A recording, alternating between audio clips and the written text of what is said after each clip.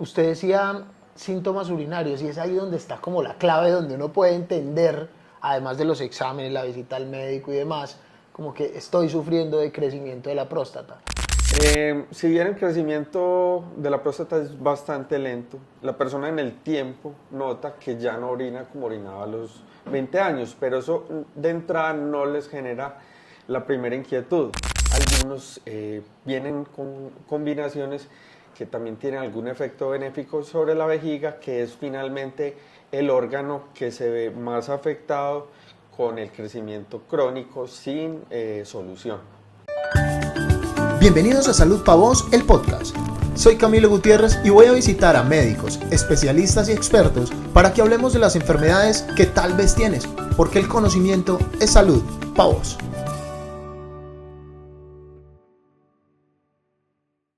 Bienvenidos a un nuevo espacio de Salud Pa' Vos, el lugar y el momento donde invitamos a los especialistas para que hablemos de una patología en salud. Hoy invitamos al doctor Luis Javier López, él es urólogo y vamos a hablar de una patología que nos va a dar, digo nos va a dar porque es muy posible, al 85% o les da al 85% de los hombres, el crecimiento de la próstata. Doc, bienvenido, muchas gracias por acompañarnos y hablemos de crecimiento de la próstata benigno. Nos da al 85% de los hombres. Buenos días, Camilo. Sí, por definición es el agrandamiento del tejido prostático que ocurre después de los 40 años y que en el transcurso del tiempo va generando síntomas urinarios por la obstrucción que genera sobre la vejiga. Se calcula que después de los 40, el 40% experimentará algún tipo de síntoma urinario, pero en la novena década más del 80% ya tendrá un crecimiento suficiente para generar un mayor número de síntomas. Doc, ¿a qué se debe ese crecimiento? ¿Es degenerativo? O sea, eso digamos es de la vida. Sí, es un fenómeno natural que posteriormente ya se considera patológico, pero que arranca en los 40 años y está dado por una estimulación hormonal. Y hay factores externos como alimentarios y en los hábitos de vida que pueden influir también en que esto tenga más posibilidades de presentarse en cierto tipo de pacientes. Usted decía síntomas urinarios y es ahí donde está como la clave, donde uno puede entender, además de los exámenes, la visita al médico y demás, como que estoy sufriendo de crecimiento de la próstata. ¿Cuáles son esos principales síntomas urinarios? Bueno, cuando la persona en el último tiempo nota cambios en la frecuencia urinaria, en la potencia del chorro, en las levantadas en la noche a orinar, la sensación de que no evacuó completamente la orina, que tiene que ir al baño ya o ya porque si no la orina sale, escapa involuntariamente, que esto está afectando su calidad de vida o interfiere con las actividades diarias o de la noche, ¿cierto?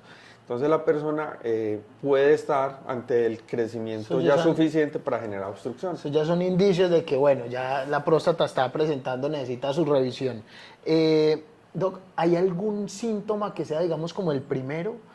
Es decir, yo estoy alrededor de los 40 y a los 20, o en mi década de los 20 a los 30, yo dormía derecho sin ir a orinar. Esto es un caso de la vida real, ¿no? Le estoy contando, yo iba, y hoy, a mis 39, cada vez me tengo que levantar al menos una vez en la noche. ¿Ese puede ser el primer síntoma que detectamos los hombres o digamos eso es particularmente yo y los demás puede ser diferente? ¿Cuál es el primer síntoma que usted dice, bueno, la próstata está envejeciendo?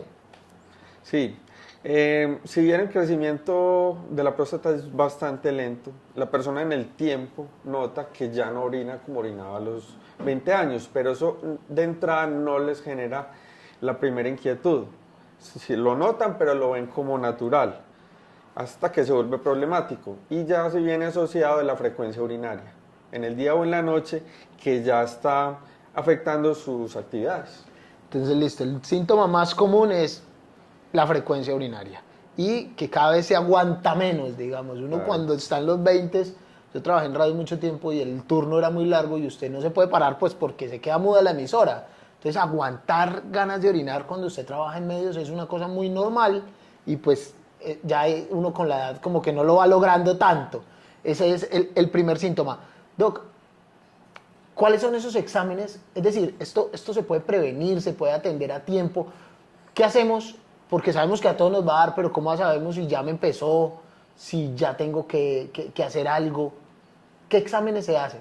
Bueno, de entrada, cuando la persona ya solicita la evaluación, que después de los 40 años es recomendada de rutina, pero especialmente cuando hay síntomas, uno inicia con un cuestionario, es una escala internacional de síntomas asociados al crecimiento prostático, que es un autoexamen, por así decirlo, en donde se evalúan estos síntomas.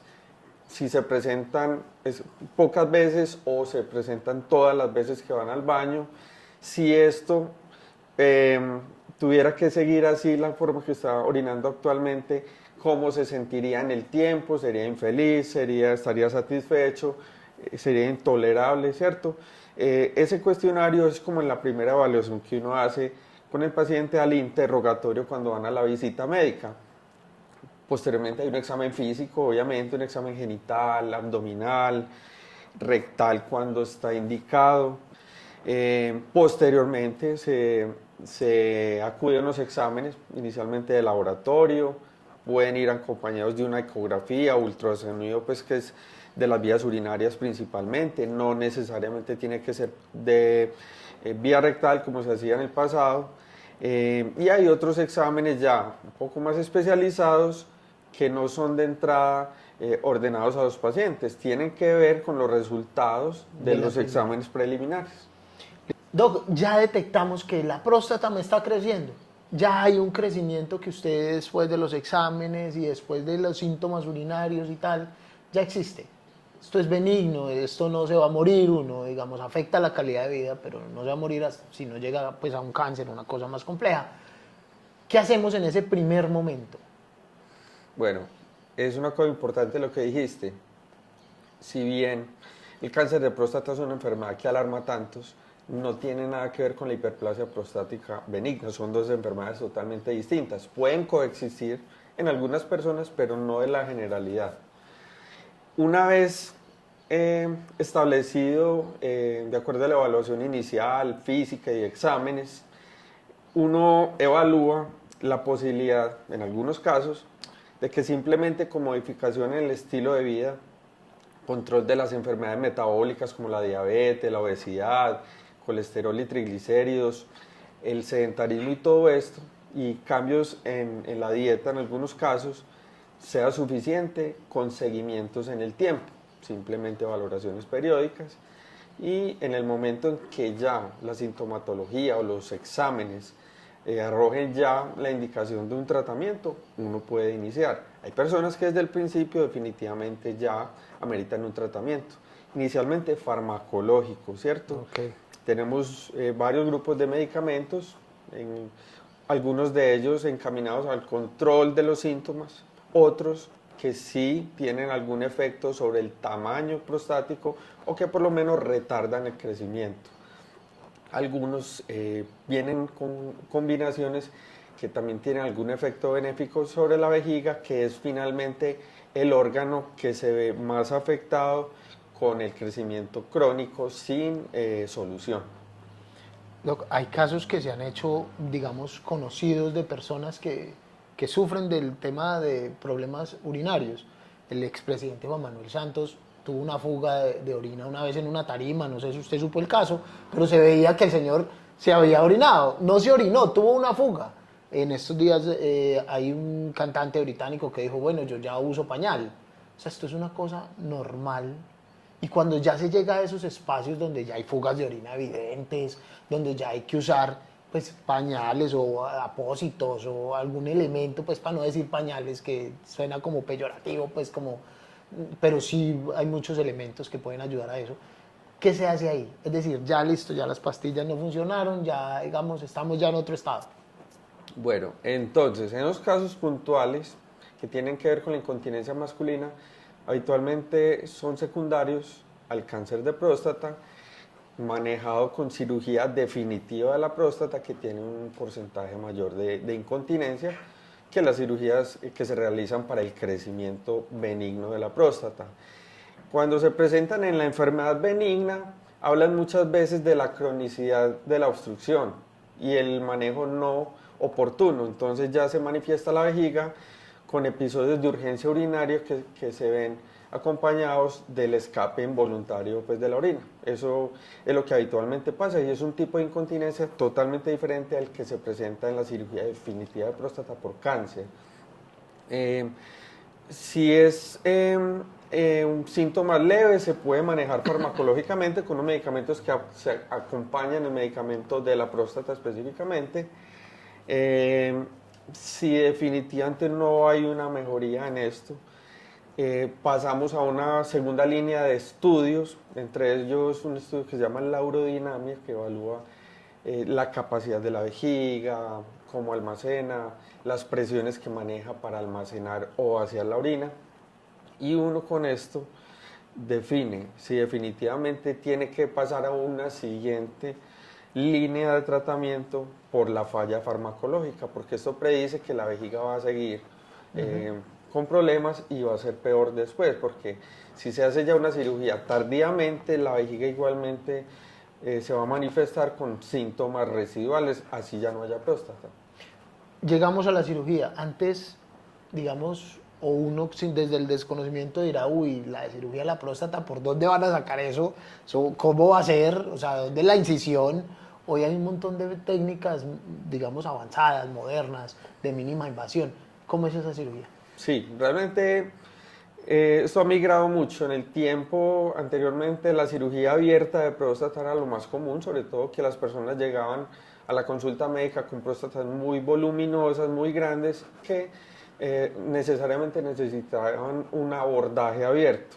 Posteriormente llegó la resección transuretral de próstata, que es lo que la gente llama el raspado, que si bien todavía tiene un lugar en el mundo, sobre todo en sitios donde no hay tanta tecnología, pues se ha venido reemplazando por terapias emergentes. Es decir, la nueva tecnología en cirugía mínimamente invasiva de próstata que utiliza fuentes de energía de resección o vaporización del tejido prostático diferentes a la resección convencional, que es con energía o monopolar o bipolar. ¿Qué es lo que llamamos en la calle láser? O sea, la gente dice láser, no es un láser, pero realmente no lo son.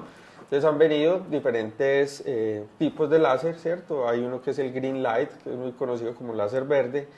El láser de thulium o de tulio es otro buen láser, y el holmium, que es tal vez la energía más efectiva en el mundo, sobre todo para próstatas muy grandes, reemplazando definitivamente la cirugía abierta. Esto va acompañado de un equipo que se llama el morcelador, que es un equipo que succiona todo el tejido prostático que el láser ha desprendido y que queda libre en vejiga para que posteriormente sea extraído del cuerpo.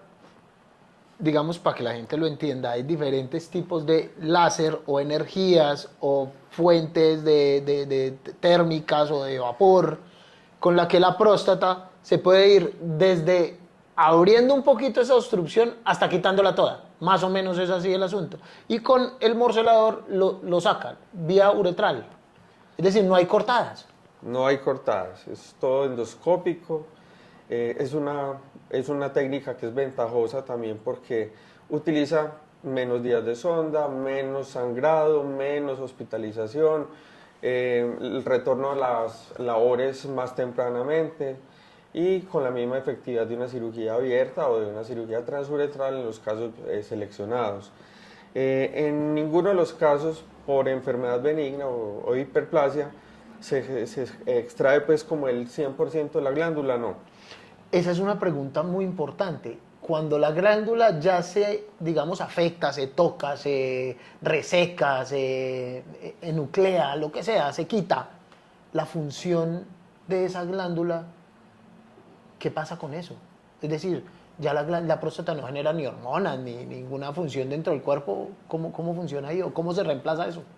No, realmente el tejido prostático no hace un aporte tan importante en cuestiones hormonales o sexuales. Es importante como componente del semen, ¿cierto? pero realmente después de una cirugía prostática no va a haber un impacto tan importante pues, en la parte hormonal o sexual. Tal vez en la eyaculación puede afectarse por cualquier tipo de cirugía prostática. Listo, vamos a hablar, o en este espacio tenemos un momento donde tenemos lo que la gente piensa en la calle. Usted me va a decir si es verdad, mentira, falso, verdadero, de una manera corta. La gente piensa en la calle que si le sacan la próstata ya no va a poder tener relaciones sexuales. ¿Eso es verdad? Bueno, ahí tenemos que dividirlo en si la cirugía fue total o fue parcial, como es el caso de la hiperplasia, que es el tema que nos trae hoy. Cuando es por cáncer, que se hace una cirugía que se llama radical, hay un porcentaje importante de las personas que no solamente ven afectada su eyaculación, sino también las erecciones. Esto depende del tipo de cirugía, de la etapa del cáncer y de la necesidad de ser más radicales, ¿cierto? En ciertas estructuras que le dan el flujo sanguíneo y nervioso al tejido peneal. Doc, la gente piensa en la calle que con el antígeno prostático ya no se necesita el tacto rectal. ¿Eso es verdad? No, eso depende. Si bien el antígeno prostático sí tiene una relación directa con el tamaño de la próstata, realmente es un marcador tumoral, ¿cierto? Y hay ciertos grupos poblacionales que tienen la necesidad, además del antígeno prostático, de una evaluación más completa, llámese tacto rectal, llámese biopsia, llámese resonancia, porque son personas que puede que no tengan síntomas, pero son familiares de uno o más miembros en la familia paterna que han tenido cáncer de próstata, que se diagnosticó a una edad más temprana, que los valores del antígeno están por encima del grupo etario o grupo pues, de edad de la persona. Todos estos factores influyen en el inicio de otras ayudas, como el examen rectal, por ejemplo, que es el mito más común, que podrían acompañar. Actualmente hemos sido un poquito más laxos, ya ahora no es tan definitivo en todas las personas obligarlo. Para muchos de los casos a la persona se le da como opcional, ¿cierto? Pero obviamente si la persona no tiene ningún antecedente, su antígeno está bien, está orinando sin ningún problema, pues después de los 50, no tiene que ser después de los 40 realmente. Bueno, y también aprovechemos el espacio y la invitación para que no le tengamos miedo a un examen que primero es tradicional, o sea, esto ya ha pasado, no es la única persona a la que lo van a hacer y que puede aportar mucho en el veredicto, digamos, de una enfermedad o de una afectación en la próstata. Doc, muchas gracias. Listo. Nos quedó muy claro todo el tema. Nos vemos pronto. Listo. Chao.